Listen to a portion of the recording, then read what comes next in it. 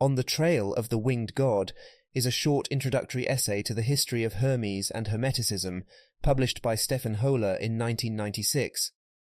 Hoeller is a neo-Gnostic bishop and a scholar of Gnosticism who has written many books and papers on Gnostic teachings and their connection to Jungian psychology. The essay serves as a good preliminary introduction to the subject of Hermeticism and provides a non-technical account of the development of the archetype of Hermes Trismegistus from ancient Greece and Egypt unto today. We proceed with a simplified abridgment of the text. The term Hermetic is claimed by various people and fields, including alchemists, magicians, followers of Meister Eckhart, Ramon Lull, Paracelsus, Jakob Boehme, Valentin Tomberg, and various scholars of esoterica. According to legend, Hermes travelled the world, teaching people to worship one god, and focus on contemplation rather than material things. He wrote many books on mystical theology and philosophy, and the early Christian fathers believed Hermes to be a wise sage that predated Moses and who received divine revelations. None mentioned his association with Greek mythology. Hermes, the Greek god, is described as sympathetic and confusingly complex. If he represents the mind, these qualities take on greater significance. The name Hermes was originally related to the concept of a stone heap, referring to monuments used as boundaries or landmarks. Hermes is best known as the swift messenger of the gods, introduced in Euripides' play as the son of Maia and Zeus.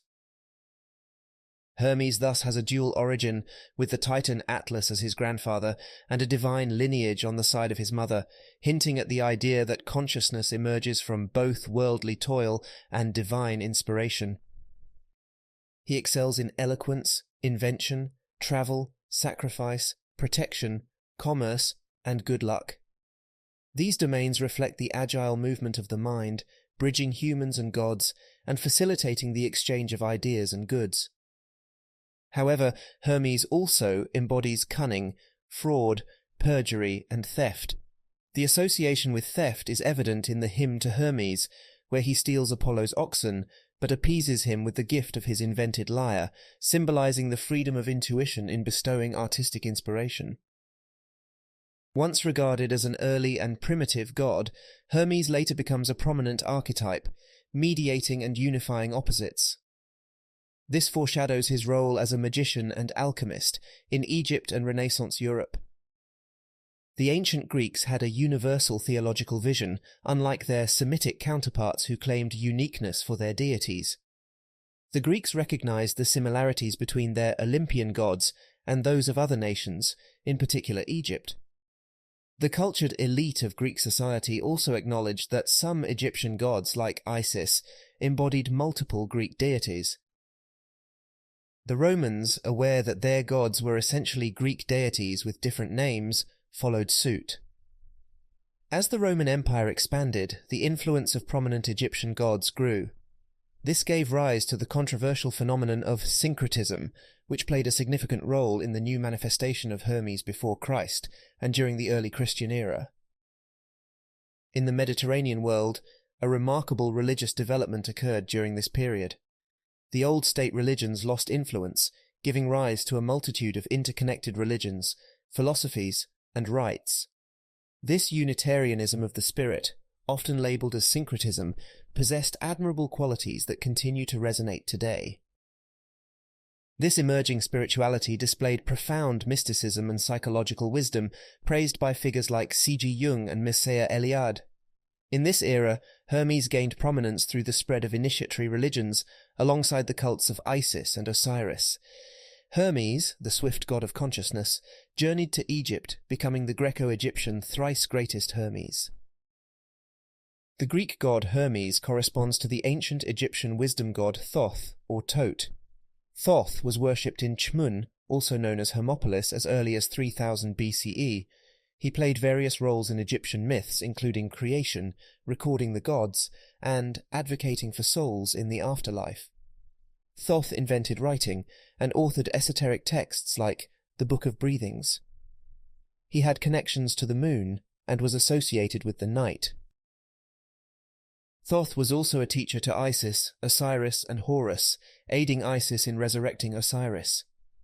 Notably, he acted as a mediator between the warring gods Horus and Seth, foreshadowing the alchemical Mercury's role as a mediator. Thoth, represented by the ibis, is combined with the Greek Hermes to create Hermes Trismegistus, meaning Hermes the Thrice-Greatest. This fusion occurred in the 2nd and 3rd centuries CE, as Egyptian Hermeticists incorporated Hermes's name and image. Later, influenced by Jewish traditions and the presence of Jews in Egypt, Hermes takes on a prophetic role, resembling other figures from Jewish literature. However, the Egyptian and Greek aspects remain dominant in the Hermetic Writings, with only a minor Jewish influence. The books of Hermes, attributed to Hermes Trismegistus, have had a significant cultural impact since their rediscovery. These writings are anonymous, as Hermes is considered the mythical author. This pseudonymous approach is common in mystical literature, as seen in texts like the Zohar and the Cloud of Unknowing. The Hermetic Communities, influenced by Egyptian traditions, offered their own version of Gnosis alongside other national backgrounds. They followed a lifestyle akin to the Essenes, emphasizing cleanliness, silence during meals, and meditative piety. The Hermeticists and Gnostics were closely related in their beliefs. Both sought Gnosis, the liberating knowledge within, and viewed embodiment as a limitation. The Hermeticists looked to Hermes as their figure of teaching and initiation, while the Gnostics revered Jesus. Until recently, little was known about the Hermeticists' spiritual progress. The Nag Hammadi Library's Tractate 6, titled The Discourse on the 8th and the 9th, discovered in 1945, has now shed light on their methods. A Hermetic novice would start with conversion through reading and listening. Then they'd undergo a probation period, followed by philosophical and catechetical studies in small groups. The next stage involved progressing through the 7 spheres, or hebdomad, an experiential ascent through the planets, freeing the spirit from cosmic influences. This ascent bears similarities to Gnostic and Kabbalistic teachings. The final step in Hermetic practice is the mystery liturgy of Hermes Trismegistus. In this transcendent ritual, the Hermeticist undergoes spiritual rebirth beyond the planets, becoming a pneumatic or a person of the spirit. This private ceremony unites the initiate with their inner divine essence, akin to Gnosticism. The Hermeticists also had sacraments, including a water baptism and an anointing similar to those mentioned in the Gnostic Gospel of Philip. The Corpus Hermeticum refers to an anointing with ambrosial water and a self-administered baptism using a sacred vessel sent by Hermes. The original number of Hermetic writings was considerable, but many were lost during the systematic destruction of non-Christian literature in the 4th to 6th centuries. Ancient writers like Plutarch, Clement of Alexandria, and Tertullian mentioned these works. In 1460, Cosimo de' Medici acquired lost Hermetic texts, sparking interest among intellectuals hungry for a more creative spirituality. The most extensive collection is the Corpus Hermeticum, consisting of around 17 Greek texts. The Christian reaction to these writings was ambivalent, with some prominent ecclesiastics revering them. In 1593, a volume of Hermetic books was even recommended, as an alternative to Aristotle for Christian philosophy. Despite intermittent popularity in Europe for 150 years, the Hermetic teachings faced opposition and doubts from narrow-minded individuals. The Protestant Reformation and the work of scholar Isaac Casaubon further diminished their reputation. By the 18th century, Hermetic teachings were eclipsed and viewed unfavourably by new scholarship.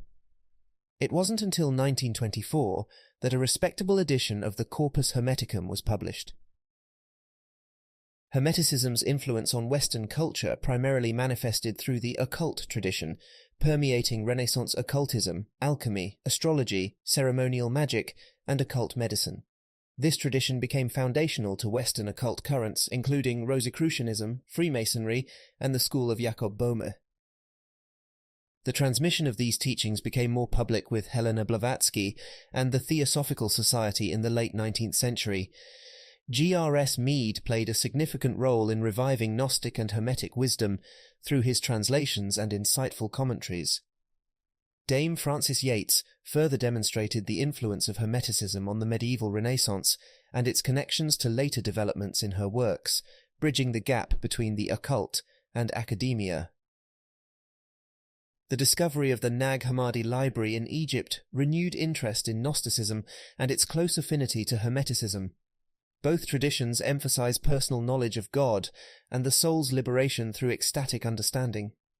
Contradictions within and between these systems can be reconciled by viewing them from within and considering the transcendental states of consciousness that influence their scriptures.